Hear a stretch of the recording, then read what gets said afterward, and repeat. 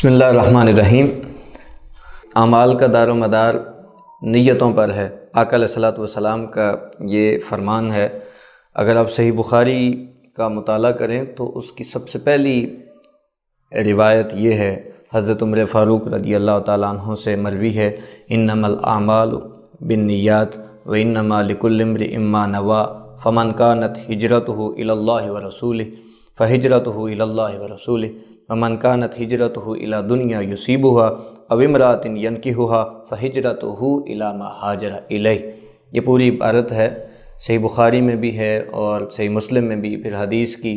دیگر کتب میں بھی یہ حدیث مرفوعاً آئی ہے۔ حضرت عمر فاروق رضی اللہ تعالیٰ عنہ اس کے راوی ہیں اور بڑی مشہور ہے، عوام میں ہر بندہ یہ تین کلمات کو جانتا ہے۔ ہم اپنی گفتگو میں روزمرہ زندگی میں استعمال کرتے ہیں کہ اعمال کا دار و مدار نیتوں پر ہے۔ اب سوال یہ پیدا ہوا کہ اعمال کا دار و مدار نیتوں پر ہے، اس کا مطلب کیا ہے؟ تو آپ ایک چیز ذہن میں رکھیں کہ عمل کی تین اقسام ہیں۔ اعمال کی اگر آپ درجہ بندی کریں، ان کو کیٹیگرائز کریں، تین اقسام بنتی ہیں اعمال کی۔ پہلی قسم ان اعمال کی ہے جن کو کہتے ہیں طاعات، یعنی یہ وہ امور ہیں جن کا کرنے کا اللہ رب العزت نے، آقا علیہ الصلوۃ والسلام نے، شریعت نے حکم دیا، جن کو بجا لانے کا حکم ہے، جن کو کرنے کا حکم ہے، جو ہم نے کرنے ہیں، جو اللہ رسول کی اطاعت میں جو ہم امور سر انجام دیتے ہیں، جو ہم نے ادا کرنے ہیں، ان کو طاعت کہتے ہیں۔ اللہ کی بندگی میں، رسول پاک صلی اللہ علیہ وآلہ وسلم کی اتباع میں جو امور کرنے ہیں، ان کو اتباع اور طاعت کہتے ہیں۔ دوسری کیٹیگری ان اعمال کی ہے، ان کو کہتے ہیں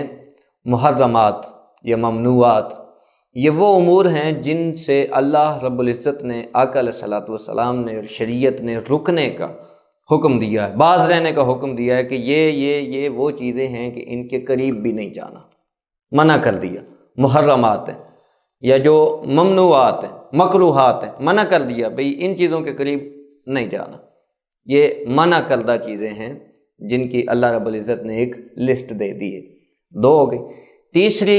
کیٹیگری ہے اعمال کی، ان کو کہتے ہیں مباحات۔ یہ وہ اعمال ہیں کہ جن کو نہ تو کرنے کا حکم ملتا ہے شریعت میں اور نہ ہی ان کے ترک کا کوئی حکم ملتا ہے۔ اب یوں کہہ لیں کہ ان پہ شریعت خاموش ہے، نہ کرنے کا حکم ہے اور نہ ہی ان کو چھوڑنے کا حکم ہے، حکم ہے ہی نہیں، شریعت خاموش ہے، ان کو کہتے ہیں مباحات۔ کل اعمال جتنے بھی ہیں وہ ان تین کیٹیگریز میں ڈیوائیڈ ہوتے ہیں، یا طاعات ہیں، یا محرمات ہیں، یا پھر وہ مباحات ہیں۔ اچھا، اعمال کا دار و مدار نیتوں پر ہے۔ آقا علیہ الصلوۃ والسلام کے اس فرمان کو اب آپ اس اینگل سے سمجھنے کی کوشش کریں۔ جو تو ہیں طاعات، جن کو کرنے کا اللہ رسول نے حکم دیا ہے، جن کی بجا آوری کا حکم ہے، طاعات، ان میں نیت کا امپیکٹ اور نیت کا عمل کس طرح سے ہوتا ہے۔ دیکھیں، طاعات میں اگر آپ کی نیت اللہ کی رضا کا حصول ہے، اگر نیت خالص ہے، نیت میں اخلاص ہے، لوجہ اللہ ہے، جتنی آپ کی نیت اعلیٰ ہوگی، ایک وہ عمل جو طاعات میں سے ہے، عمل نیت کے اعتبار سے جتنی نیت اعلیٰ ہوتی چلی جائے گی، اتنا اس عمل کا درجہ اللہ کی بارگاہ میں مقبولیت کا بڑھتا چلا جائے گا۔ عمل وہی ہے جس کا اللہ رب العزت نے، شریعت نے کرنے کا حکم دیا ہے۔ اس عمل کو کرنے میں اگر 100 بندے ہیں اور 100 کے 100 بندوں کی نیت میں تفاوت ہے، کسی کی نیت بہت اعلیٰ ہے اور کسی کی نیت صرف ایک رسم ادا کرنے والی ہے، تو دونوں برابر نہیں ہو سکتے۔ تو جتنی جس کی نیت جتنی اعلیٰ عرفہ ہوتی چلی جائے گی، اتنا ہی اس عمل کا درجہ بڑھتا چلا جائے گا۔ اور اس کے برعکس عمل نیک ہے، اللہ نے کرنے کا حکم دیا ہے، اس کا شریعت میں اس کے کرنے کا حکم ہے، لیکن اس عمل کی بجاوری کے وقت جب آپ اس عمل کو سر انجام دے رہے ہیں، آپ کی نیت اللہ کی رضا کا حصول نہیں ہے، نیت خالص نہیں ہے، بلکہ نیت میں ریاکاری ہے، دکھلاوا ہے، تو نیک عمل، اللہ کی اطاعت کا عمل، اگر اس کی بجا آوری میں اخلاص نہیں رہا، اگر ریاکاری اور دکھلاوا شامل ہو گیا ہے، تو اطاعت کا عمل کی بھی اللہ کی بارگاہ سے مردود ہو جاتا ہے۔ مثلاً آپ نماز پڑھ رہے ہیں، نماز کے لیے آپ جاتے ہیں، اذان ہوتی ہے، آپ جماعت کے ساتھ نماز ادا کرتے ہیں، لیکن آپ کی نیت یہ لوگ آپ کو نمازی کہیں، دکھلاوے کے لیے آپ نماز ادا کر رہے ہیں، تو آپ کی نماز قبول نہیں ہوگی۔ نیت بری ہے تو بری نیت نے اچھے عمل کو بھی برباد کر دیا ہے۔ یا آپ یوں سمجھ لیں جیسے ایک پورا جگ آپ کے پاس پڑا ہے دودھ کا، اور اس پورے دودھ کے جگ میں آپ ایک قطرہ ڈال دیتے ہیں ناپاک حرام چیز کا، شراب کا، سارا ناپاک ہو جائے گا۔ تو نماز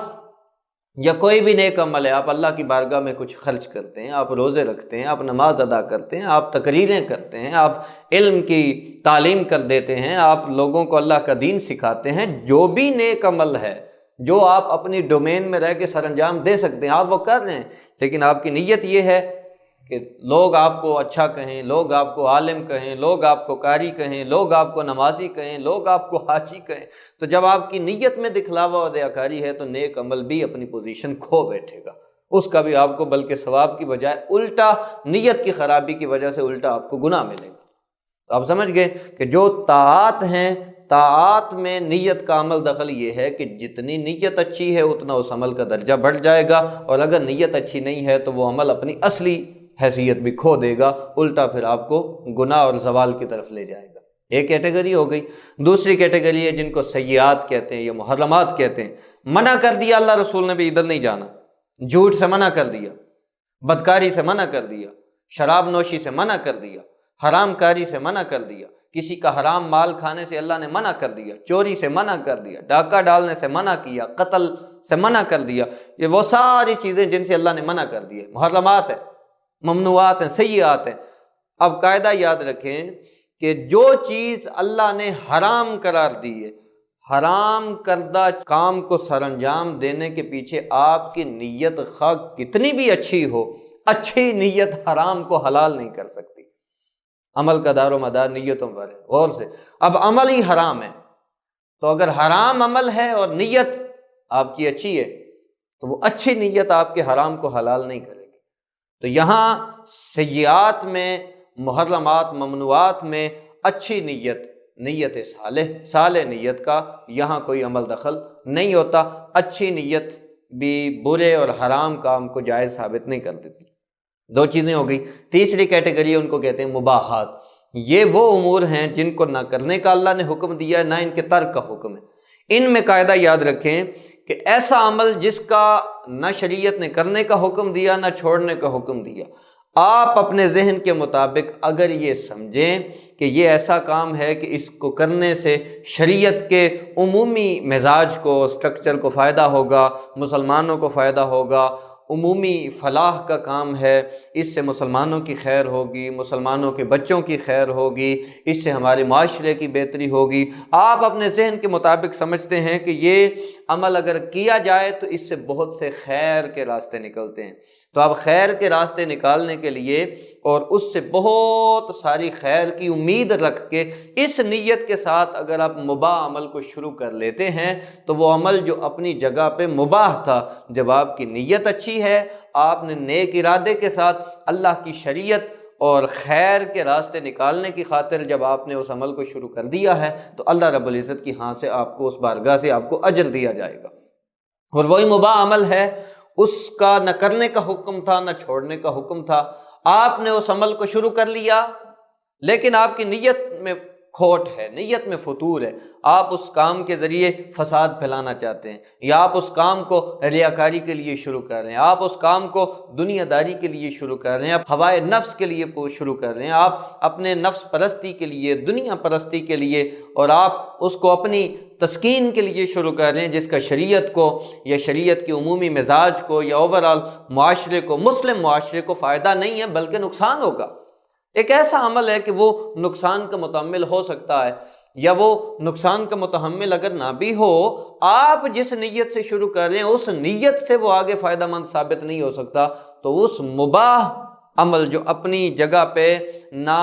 منع تھا اور نہ اس کے کرنے کا حکم تھا، جب آپ نے بری نیت کے ساتھ اس کو شروع کر دیا ہے تو وہ بری بدعت بن کے آپ کے لیے زوال کا باعث بن جائے گا۔ تو وہ بدعت سیئہ ہو جائے گی۔ اب آپ جب اس کو کرتے چلے جائیں گے اور آپ کے تھرو پھر جتنا آگے معاشرے میں وہ سرایت کرتا چلا جائے گا، اتنا اللہ رب العزت کی بارگاہ سے جوں جوں وہ عمل پھیلتا چلا جائے گا آپ کے لیے گناہ لکھا جائے گا۔